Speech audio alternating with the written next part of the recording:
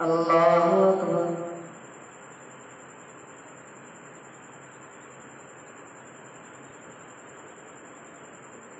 الحمد لله رب العالمين الرحمن الرحيم مالك يوم الدين إياك نعبد وإياك نستعين اهدنا الصراط المستقيم صراط الذين أنعمت عليهم غير المغضوب عليهم ولا الضالين.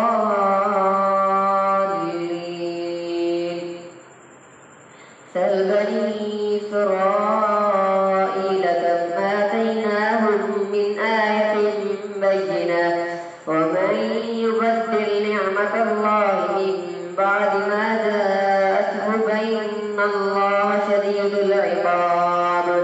زين للذين كفروا الحياة الدنيا ويسخرون من الذين آمنوا والذين اتقوا فوقهم يوم القيامة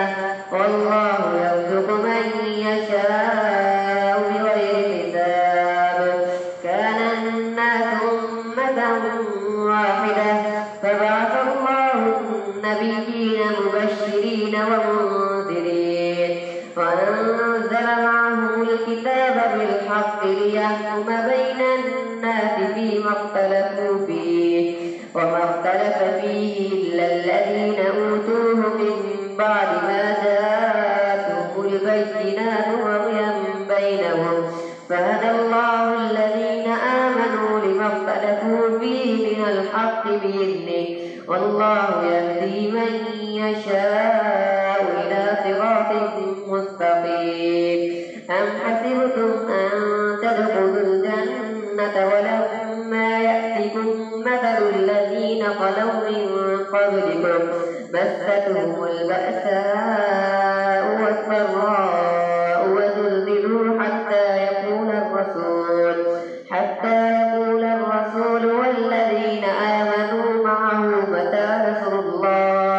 ألا إن نصر الله قريب. يسألونك ماذا ينفقون قل ما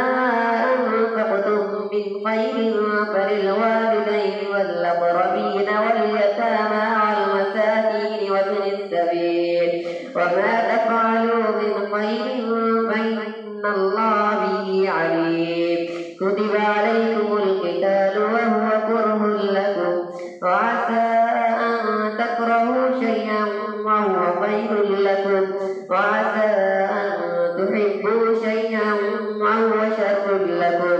والله يعلم وأنتم لا تعلمون. يسألونك عن الشهر الحرام قتال فيه قل قتال فيه كبير وصد عن سبيل الله وكفر به والمسجد الحرام وإخراج أهله منه أكبر عند الله والفتنة أكبر من القتل ولا يزالون يقاتلونكم حتى يردوكم عن دينكم إن استطاعوا ومن يرتد منكم عن دينه فيمت وهو كافر فأولئك حبطت أعمالهم في الدنيا والآخرة وأولئك أصحاب النار هم فيها خالدون. إن الذين آمنوا والذين هاجروا وجاهدوا في سبيل الله أولئك يرجون رحمة الله والله غفور رحيم. يسألونك عن الخمر والميسر قل فيهما إثم كبير ومنافع للناس وإثمهما أكبر من نفعهما ويسألونك ماذا ينفقون قل العفو كذلك يبين الله لكم الآيات لعلكم تتفكرون في الدنيا والآخرة. ويسألونك عن اليتامى قل إصلاح لهم خير وإن تخالطوهم فإخوانكم والله يعلم المفسد من المصلح ولو شاء الله لأعنتكم إن الله عزيز حكيم. ولا المشركات حتى يؤمن ولأمة مؤمنة خير من مشركة ولو أعجبتكم ولا تنكحوا المشركين حتى يؤمنوا ولعبد مؤمن خير من مشرك ولو أعجبكم أولئك يدعون إلى النار والله يدعو إلى الجنة والمغفرة بإذنه ويبين آياته للناس لعلهم يتذكرون ويسألونك عن المحيط كل هذا فاعتزلوا النساء في المحيط ولا تقربوهن حتى يطهرن فإذا تطهرن فأتوهن من حيث أمركم الله إن الله يحب التوابين ويحب المتطهرين نساؤكم حرث لكم فأتوا حرثكم أنى شئتم وقدموا لأنفسكم واتقوا الله واعلموا أنكم ملاقوه وبشر المؤمنين ولا تجعلوا الله عرضة لأيمانكم أن تبروا وتتقوا وتصلحوا بين الناس والله سميع عليم لا يؤاخذكم الله باللغو في أيمانكم ولكن يؤاخذكم بما كسبت قلوبكم والله غفور حليم للذين يؤلون من نسائهم تربص 4 أشهر فإن فاءوا فإن الله غفور رحيم فإن عزموا الطلاق فإن الله سميع عليم والمطلقات يتربصن بأنفسهن 3 قروء ولا يحل لهن أن يكتمن ما خلق الله في أرحامهن إن كن يؤمن بالله واليوم الآخر وبعولتهن أحق بردهن في ذلك إن أرادوا إصلاحا ولهن مثل الذي عليهن بالمعروف وللرجال عليهن درجة والله عزيز حكيم الطلاق 2 فإمساك بمعروف أو تسريح بإحسان ولا يحل لكم أن تأخذوا مما آتيتموهن شيئا إلا أن يخافا ألا يقيما حدود الله فإن خفتم ألا يقيما حدود الله فلا جناح عليهما فيما افتدت به تلك حدود الله فلا تعتدوها ومن يتعد حدود الله فأولئك هم الظالمون فإن طلقها فلا تحل له من بعد حتى تنكح زوجا غيره فإن طلقها فلا جناح عليهما أن يتراجعا إن ظنا أن يقيما حدود الله وتلك حدود الله يبينها لقوم يعلمون فإذا طلقتم النساء فبلغن أجلهن فأمسكوهن بمعروف أو سرحوهن بمعروف ولا تمسكوهن ضرارا لتعتدوا ومن يفعل ذلك فقد ظلم نفسه ولا تتخذوا آيات الله هزوا واذكروا نعمة الله عليكم وما أنزل عليكم من الكتاب والحكمة يعظكم به واتقوا الله واعلموا أن الله بكل شيء عليم الله أكبر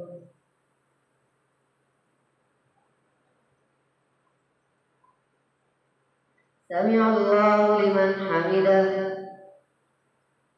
الله أكبر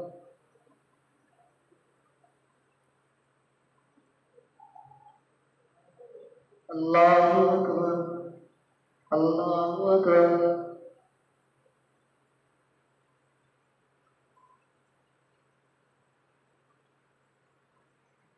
الله أكبر. الحمد لله رب العالمين الرحمن الرحيم مالك يوم الدين إياك نعبد وإياك نستعين اهدنا الصراط المستقيم صراط الذين أنعمت عليهم غير المغضوب عليهم ولا الضالين. وإذا طلقتم النساء فبلغن أجلهن فلا تعضلوهن أن ينكحن أزواجهن إذا تراضوا بينهم بالمعروف ذلك يوعظ به من كان منكم يؤمن بالله واليوم الآخر ذلكم أزكى لكم وأطهر والله يعلم وأنتم لا تعلمون. والوالدات يرضعن أولادهن حولين كاملين لمن أراد أن يتم الرضاعة وعلى المولود له رزقهن وكسوتهن بالمعروف لا تكلف نفس إلا وسعها لا تضار والدة بولدها ولا مولود له بولده وعلى الوارث مثل ذلك فإن أرادا فصالا عن تراض منهما وتشاور فلا جناح عليهما. فإن أردتم أن تسترضعوا أولادكم فلا جناح عليكم إذا سلمتم ما آتيتم بالمعروف واتقوا الله واعلموا أن الله بما تعملون بصير. والذين يتوفون منكم ويذرون أزواجا يتربصن بأنفسهن 4 أشهر و10 فإذا بلغن أجلهن فلا جناح عليكم فيما فعلن في أنفسهن بالمعروف والله بما تعملون خبير. ولا جناح عليكم فيما عرضتم به من خطبة النساء أو أكننتم في أنفسكم علم الله أنكم ستذكرونهن ولكن لا تواعدوهن سرا إلا أن تقولوا قولا معروفا ولا تعزموا عقدة النكاح حتى يبلغ الكتاب أجله واعلموا أن الله يعلم ما في أنفسكم فاحذروه واعلموا أن الله غفور حليم. لا جناح عليكم إن طلقتم النساء ما لم تمسوهن أو تفرضوا لهن فريضة ومتعوهن على الموسع قدره وعلى المقدر قدره متاعا بالمعروف حقا على المحسنين. فإن طلقتموهن من قبل أن تمسوهن وقد فرضتم لهن فريضة فنصف ما فرضتم إلا أن يعفون أو يعفو الذي بيده عقدة النكاح وأن تعفوا أقرب للتقوى ولا تنسوا الفضل بينكم إن الله بما تعملون بصير. حافظوا على الصلوات والصلاة الوسطى وقوموا لله قانتين. فإن خفتم فرجالا أو ركبانا فإذا أمنتم فاذكروا الله كما علمكم ما لم تكونوا تعلمون. والذين يتوفون منكم ويذرون أزواجا وصية لأزواجهم متاعا إلى الحول غير إخراج فإن خرجن فلا جناح عليكم فيما فعلن في أنفسهن من معروف والله عزيز حكيم. وللمطلقات متاع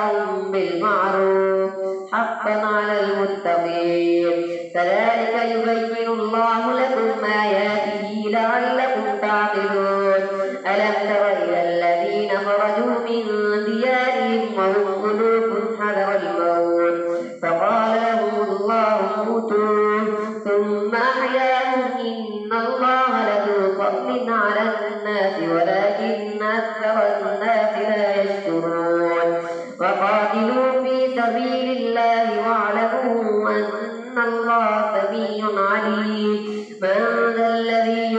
الله قرضا حسنا فيضاعفه له أضعافا كثيرة والله يقبض ويبسط وإليه ترجعون. ألم تر إلى الملأ من بني إسرائيل من بعد موسى إذ قالوا لنبي له ابعث لنا ملكا نقاتل في سبيل الله قال هل عسيتم إن كتب عليكم القتال ألا تقاتلوا قالوا وما لنا ألا نقاتل في سبيل الله وقد أخرجنا من ديارنا وأبنائنا فلما كتب عليهم القتال تولوا إلا قليلا منهم والله عليم بالظالمين. وقال لهم نبيهم إن الله قد بعث لكم طالوت ملكا قالوا أنى يكون له الملك علينا ونحن أحق بالملك منه ولم يؤت سعة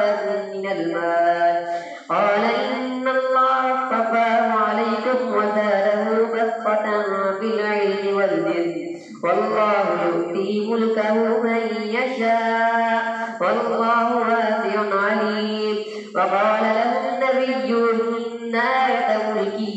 أن يأتيكم التابوت فيه سكينة من ربكم وبقية مما ترك آل موسى وآل هارون تحمله الملائكة إن في ذلك لآية لكم إن كنتم مؤمنين. فلما فصل طالوت بالجنود قال إن الله مبتليكم بنهر فمن شرب منه فليس مني ومن لم يطعمه فإنه مني إلا من اغترف غرفة بيده فشربوا منه إلا قليلا منهم فلما جاوزه هو والذين آمنوا معه قالوا لا طاقة لنا اليوم بجالوت وجنوده قال الذين يظنون أنهم ملاقو الله كم من فئة قليلة غلبت فئة كثيرة بإذن الله والله مع الصابرين. فلما برزوا لجالوت وجنوده قالوا ربنا أفرغ علينا صبرا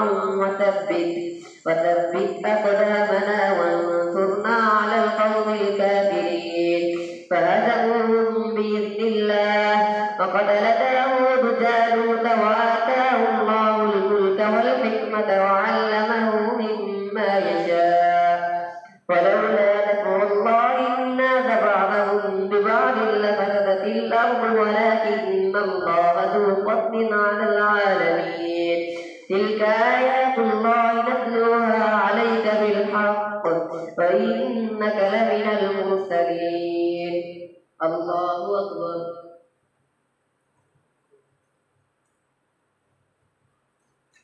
سمع الله لمن حمده.